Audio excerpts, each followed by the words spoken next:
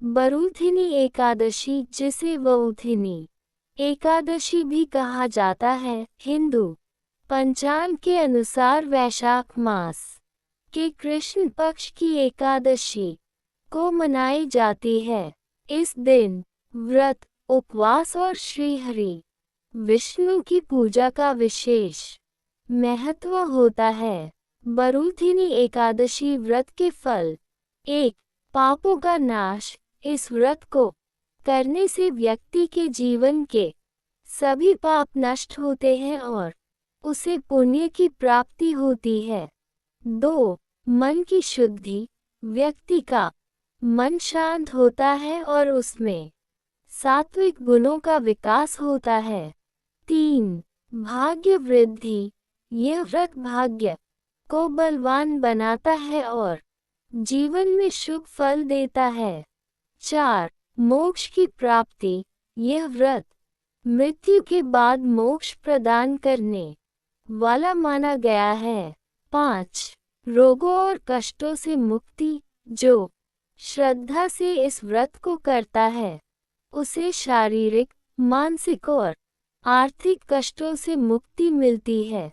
भगवान विष्णु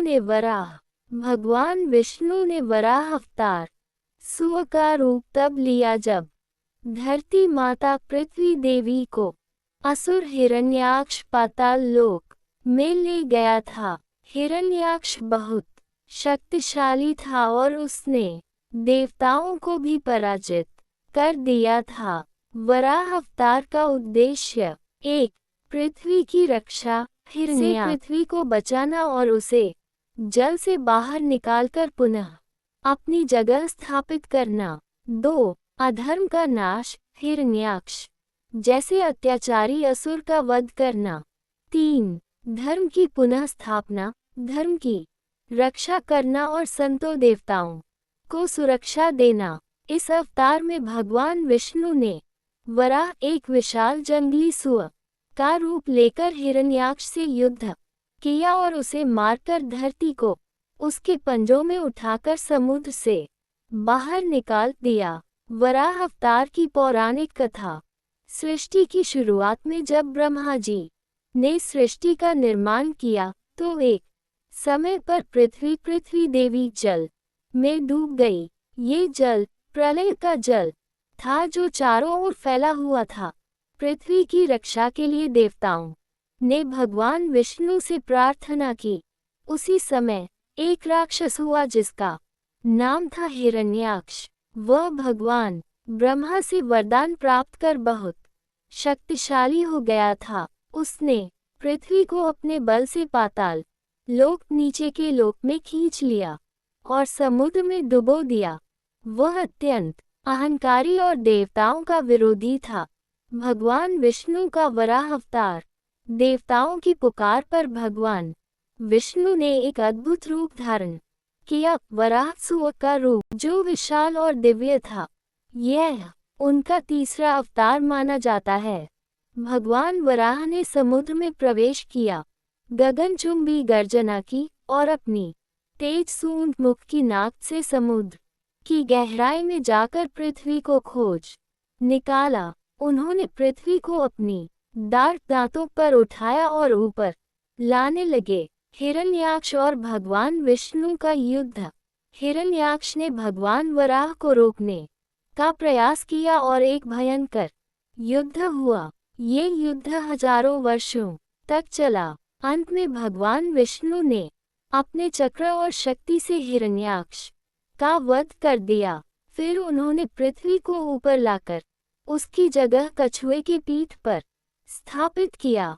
पृथ्वी माता ने भगवान का धन्यवाद किया और उन्हें त्राता रक्षक कहा। वराह अवतार का संदेश: 1. धरती की रक्षा करना ही धर्म है। 2. अहंकार और अधर्म का अंत निश्चित है। 3. भगवान अपने भक्तों की रक्षा के लिए किसी भी रूप में आ सकते हैं। ये कथा भागवत पुराण, विष्णु पुराण और मत्स्य पुराण में वर्णित है। ये भगवान विष्णु के प्रेम, बल और करुणा का प्रतीक मानी जाती है। दरअसल भगवान श्री कृष्ण ने युधिष्ठिर को वरुथिनी एकादशी व्रत की कथा सुनाई थी। धर्मराज युधिष्ठिर ने श्री कृष्ण से वैशाख माह के कृष्ण पक्ष की एकादशी के महत्व व व्रत कथा के बारे में सुनने की जब इच्छा जताई तो श्री कृष्ण ने बताया कि प्राचीन काल में एक मानधाता नाम का एक राजा रहता था। वह काफी दानशील था, साथ ही तप धर्म कर्म में विश्वास रखता था।